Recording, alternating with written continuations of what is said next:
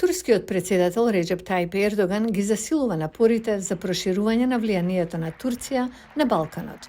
Тој во декември беше домакин на црногорскиот премиер Милојко Спајич по посетите на Албанија и Србија во октомври.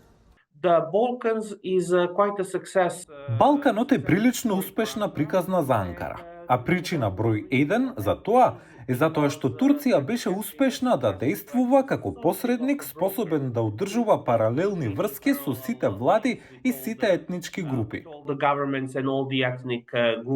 Турција, со мнозинско муслиманско население, долго време има силни врски со претежно муслиманска Албанија. Но Ердоган неодамна разви силен однос со Србија, кој е изграден на продлабочување на економските и лични односи со српскиот председател Александар Вучич.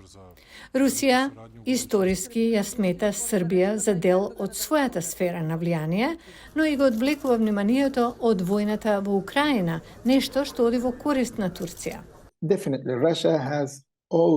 Дефинитивно Русија одсекогаш ја користела Србија за своји стратешки интереси. Проблемот е што Путин во моментов не е толку силен и покрај тоа што во Србија има политички партии и интелектуалци кои директно ја фаворизираат руската политика. Русија и НАТО во минатото ги поддржуваа ривалските страни во балканските конфликти, неодамна околу Косово, каде тензиите продолжуваат, а мировните сили предводени од НАТО се уште се распоредени. Постојаната закана од нестабилност го прави важно растечкото влијание на Анкара. Турција има воено присуство на Балканот. Таа има чизми на теренот благодарение на учеството во мировните напори на НАТО и ЕУ на Балканот. И во исто време, доколку постои каква било можност за некаков вид тензија, Турција може да се обиде да акумулира некои дипломатски и политички поени со тоа што ќе се обиде да биде нешто како да се движи меѓу инволвираните страни. Стабилноста на Балканот е исто така од витално значење за Турција, бидејќи регионот е критична трговска рута меѓу Турција и нејзиниот најважен трговски партнер Европската Унија. Неодамнешните посети на Ердоган на Балканот се одржаа во позадина на растечката фрустрација меѓу овие земји поради нивните застојани обиди за пристап во Европската Унија.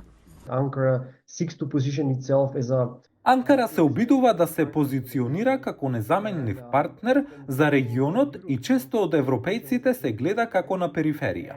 Овие посети зборуваат во пошироки размери. Мислам дека тие имаат намера да ја балансираат неодлучноста на Европската Унија и обидот да ги надминат Русија и Кина. Регионот на Балканот со своите ривалства и замрзнати конфликти станува сцена на нова битка за влијание меѓу историските и новите сили.